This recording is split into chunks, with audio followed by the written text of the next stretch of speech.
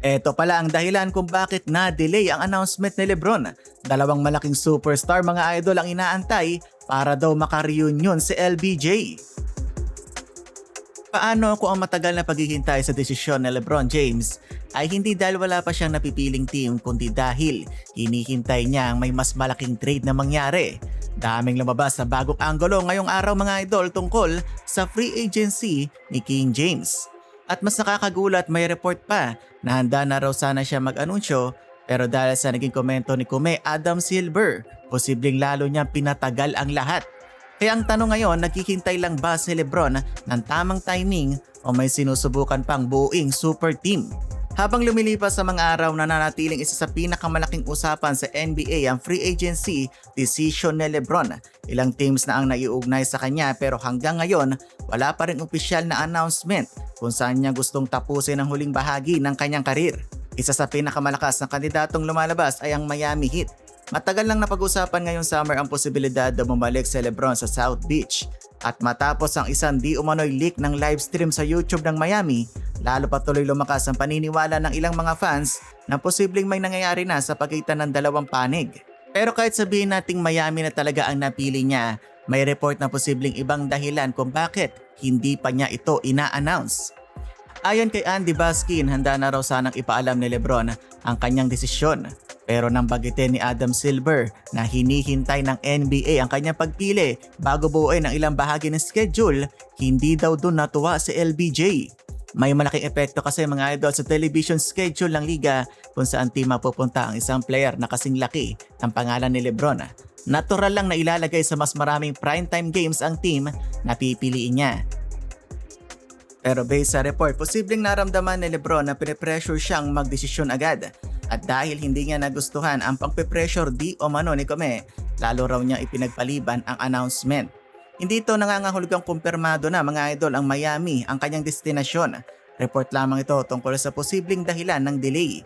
Pero ipinapakita nito kung gaano kalaking kontrol ang gustong panatilihin ni Lebron pagdating sa pinakamahalagang desisyon ng kanyang karir. At kung babalikan natin ang history, hindi naman talaga basta-basta pumipili ng team si LBJ. Noong 2010, hindi lang siya basta pumunta sa Miami, nandun na si Dwayne Wade at nakuha rin ng Heat si Chris Bosh. Malinaw na may championship plan na organization. Noong 2014, bumalik siya sa Cleveland kung saan naghihintay si Kyrie Irving. May understanding din na maaaring gamitin ng Cavaliers ang kanilang number 1 draft pick para kumuha na isa pang established star. Kalaunan dumating nga si Kevin Love. Pagdating naman ng 2018, pumirma siya sa Lakers kahit hindi pa championship ready ang roster. Pero tila malinaw na unang season ay naging preparasyon para sa isang malaking move. Makalipas lamang ang isang taon, nakuha ng Los Angeles si Anthony Davis. Tatlo magkakaibang free agency decisions pero pare-pareho ang pattern. Hindi lang team ang pinipili ni Lebron, pinipili niya ang team na talagang may plano. At maaring iyon din ang mangyayari ngayong 2026. Ayon sa theory around the league, posibleng pinatatagal ni Lebron ang kanyang desisyon habang tinitingnan kung alin sa mga interested teams ay makakahanap ng paraan para makuha si Kyrie Irving o Anthony Davis. Kung may isang organization na kayang i-reunite siya sa isang kanyang dating championship teammates, maaari raw nitong baguhin ang direksyon ng kanyang pagpili. Pero hindi magiging madali ang pagkuha kay Kyrie mga idol. Marami sa mga teams na naiugnay kay Lebron ay meron ng star point guard. Nasa Philadelphia si Tyrese Maxey habang syempre si Stephen Curry naman ang pangunahing point guard ng Golden State. Maging ibang teams na tila humina ang tsansa makuha si Lebron ay may nakapwesto ng point guard. Nasa Minnesota si LaMelo Ball habang si JB sa Knicks. Miami ang isa sa mga teams na maaari gumamit ng upgrade sa posisyon na point guard pero ayon sa source, mahirap gumawa ng realistic salary match para sa kontrata ni Kyrie na nagkakahalaga ng $39.5 million. Ayon sa nabasa natin, kung ipeperso ng Miami si Kyrie, baka kapalit nito si Andrew Wiggins. Yun lang mga idol, handa bang ibigay ng Miami ang kanilang pinakamahusay na wing defender kapalit ng 34 years old na si Uncle Drew na kakagaling pa sa torn ACL? Dahil dito, napupunta ang usapan sa Cavs. Naghihintay din ngayon si James Harden sa free agency habang sinusubukang alamin kung ano talaga ang plano ng Cavaliers. Nag-opt-out si Harden sa kanyang $42.3 million player option para pag-usapan ng isang long-term extension na mas mababa ang annual salary.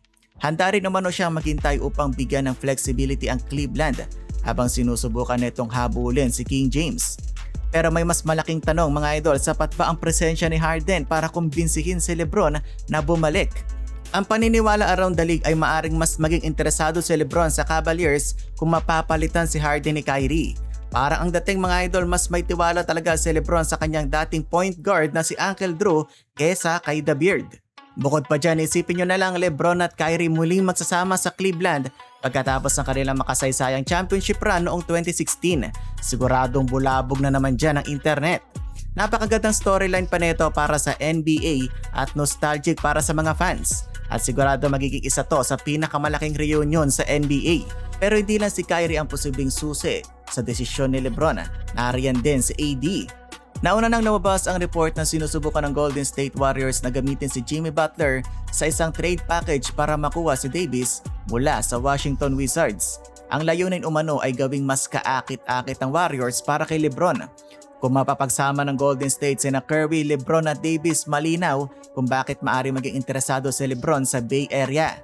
Pero hanggang ngayon wala pang kasunduan sa pagitan ng Warriors at Wizards. Ipinapakita rin umano ng Washington na ayaw nilang basta ibigay si AD. Magiging eligible si AD para sa 4-year $281 million extension sa August 6. May mga usapan na maaring hinihingi niya ang buong maximum contract mula sa Wizards. Pero maaari raw siyang pumayag sa mas mababang halaga kung matrade siya sa isang contender. Dahil dito, hindi lahat ng sources ay kumbinsidong siguradong mananatili siya sa Wizards. At kung aabot hanggang August ang paghihintay ni LeBron, maaaring gusto lamang niyang makita kung paano matatapos ang sitwasyon ni Davis bago siya pumili. Mas lalo pa naging interesting ang lahat dahil sa hiwalay na report mula sa Dallas Hoops Journal. Ayon sa report, sinusubukan naman ng Clutch Sports na matrade si Anthony Davis sa Cleveland para makasama niya ulit si LeBron. Itinutulak din daw ng agency ang posibilidad na mapunta si Davis sa Golden State kung doon pipirma si LBJ. Pero ayon din sa parehong report, ayaw umano ng Cavaliers at Warriors na gawin ang trade para kay AD, yun lang. Sa panig ng Cleveland, gusto raw nilang gawin ang lahat na posibleng makuha si LeBron nang hindi isinusuko ang kanilang core players at maaring doon nagkakaroon ng problema. Pareho rin ang challenge para sa Warriors, maaring gusto nilang idagdag si LeBron pero ibang usapan kung kailangan nilang sirain ang roster para makuha lang si AD. Kaya siguro napakatagal ng announcement ni LeBron mga idol dahil komplikado talaga yung sitwasyon. Baka talagang may inaantay na move muna si LeBron bago pumili ng kanyang team. Kaya mga idol, ano kaya talaga ang dahilan kung bakit na-delay na ng ganito katagal ang announcement ni LeBron? Sino naman kina Kyrie at AD ang bagay na makareunion ni LeBron? I-komento nyo lang yan sa baba mga idol. Huwag kalimutan i-like ang ating video at mag-subscribe para lagi kayo updated sa mainit na balita sa basketball world.